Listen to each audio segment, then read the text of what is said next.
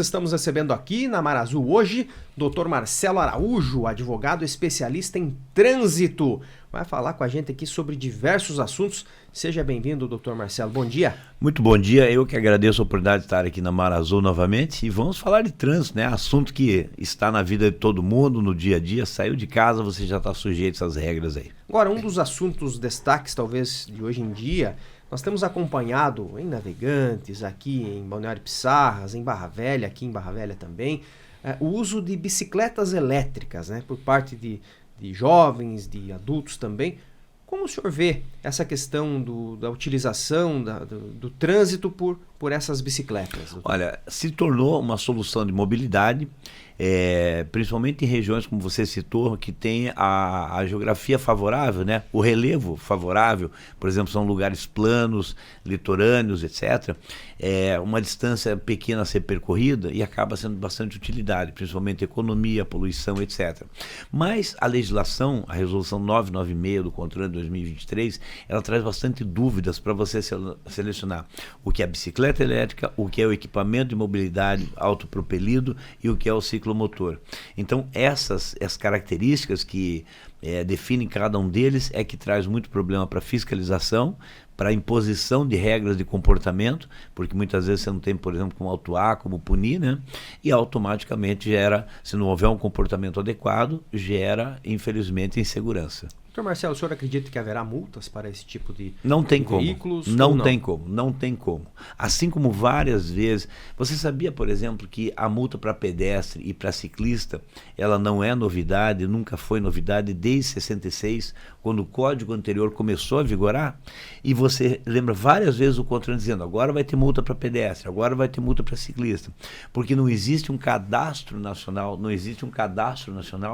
para que seja feita a aplicação disso. Então, no caso, por exemplo, das bicicletas elétricas, que não requerem registro, ou, por exemplo, dos equipamentos de mobilidade autopropelidos, as patinetes, etc., que nem veículos são. Eles são chamados de equipamentos de mobilidade. Me diga uma coisa, uma cadeira de rodas, por exemplo, é um equipamento de mobilidade, mas não é um veículo classificado como tal no Código de Trânsito. Então, nesse aspecto, é que você, logicamente, pela velocidade que pode ser desenvolvida, os lugares, compartilhando com demais pessoas, né, desde idosos, crianças, é que pode gerar realmente um risco. Mas, logicamente, uma adaptação às novas tendências, né? E principalmente, como eu falei, lugares não só aqui no sul do Brasil, litorâneo, mas no país inteiro, elas se proliferaram. Doutor Marcelo, eu gostaria de lhe fazer uma pergunta seguinte. O veículo de duas rodas, tudo bem, há uma preocupação do Departamento de Trânsito, das autoridades, no sentido de regular a circulação desses veículos. Mas um grande problema que eu observo é o seguinte, parece que o problema maior está no motorista de veículo automotor. O motorista não respeita nem o ciclista, nem o motociclista. Como combater isso de uma vez por todas? Olha, eu posso dizer que eu estou percebendo que começa a haver um conflito em relação ao motorista de veículo de 4 ou mais rodas e o motociclista, principalmente pelas dimensões de cada veículo, certo. Em relação à motocicleta, porque ela permite a utilização do corredor e não é proibido, mas isso acaba impondo uma diferença muito grande de velocidade, principalmente de aproximação. Então a gente tem visto, principalmente com entregas, né, aquela questão da utilização do corredor, como se fosse uma obrigação do motorista abrir o espaço, e não é uma obrigação do motorista abrir espaço.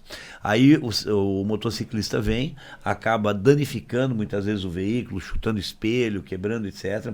Ou o motorista, ainda que de forma cautelosa, fazendo uma manobra de mudança de faixa, por exemplo, acaba fechando o motociclista, e a gente tem visto várias crises, né, várias situações até violentas em relação a isso. Então eu estou entendendo que há realmente um conflito que está passando a existir, uma guerra entre motorista e motociclista nessa questão do espaço, velocidade, deslocamento, pela versatilidade que a motocicleta permite, ou seja, pela largura dela, pela possibilidade, né, de desenvolver uma maior velocidade. Aquela lei que havia sido anunciada para evitar que que o motociclista costurasse no trânsito, não isso deu em nunca, nada. isso nunca vingou desde que Não. o código foi discutido, né? O projeto é o 3710 de 93, para você ter uma ideia. Ele começou a vigorar em 98 e essa questão do corredor sempre foi muito discutida. Aliás, tem até uma situação interessante. Alguns cruzamentos, as cidades colocam aquele espaço de espera, a área de espera destinada ao motociclista.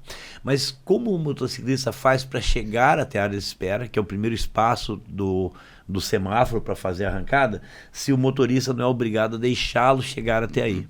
Então, são situações peculiares com relação à moto. A maior infração do trânsito ainda continua sendo a falta do uso de cinto de segurança, doutor Marcelo? Veja, cinto de segurança, muitos veículos eles já têm um sensor mais moderno, né? Não vamos falar de veículos tão antigos assim e nem tão modernos também, mas já tem um sensor que praticamente te obriga, te irrita para que você coloque. E eu creio que o hábito, vamos pensar aqui, talvez uma preocupação com os veículos de aplicativo, ou até de táxi mesmo, em que as pessoas muitas vezes nos demais assentos, que não da frente, né, os assentos traseiros, acabam às vezes pela dificuldade de pegar a fivela, o cinto, acabam não utilizando, mas ele é de uso obrigatório. A maior incidência deve ser o celular, né? Celular, sem dúvida nenhuma, é o campeão. E aqui a gente tem uma peculiaridade do celular. O uso tradicional do celular, ele continua sendo infração, só que é uma infração natureza média. O que foi mudado nesse aspecto? Se você estiver manuseando ou segurando o celular, ela é gravíssima, ela se torna gravíssima. E aí surge uma situação até irônica. Se você estiver dirigindo, segurando 3 velas acesas na mão, você está numa infração média. Se você tiver com o celular segurando ele sem bateria, desligado e sem sinal, está numa gravíssima. Às vezes o legislador ele pensa demais uma coisa e esquece da outra. Aliás, lembrar agora episódio recentíssimo. Tivemos eleição, né? O número da lei eleitoral qual que é? 9504. Essa lei eleitoral, ela diz que nos anos de eleição, portanto a cada 2 anos, a eleição se dá no primeiro domingo de outubro do ano de eleição, alternando o que é municipal, como foi agora, né, daquilo que é federal. E a lei de trânsito é a 9503, que estabelece que a Semana Nacional de Trânsito é de 18 a 25 de setembro. Em ano de eleição, você vê alguma ação pública de órgão público na Semana do Trânsito? Não vê, porque daí gera um conflito com a legislação eleitoral. Se, por exemplo, uma prefeitura vai fazer uma ação nesse sentido, uma campanha, alguma coisa, o que vai dizer? O prefeito ou quem concorre a esse cargo está se beneficiando para aparecer ou esse tipo de coisa.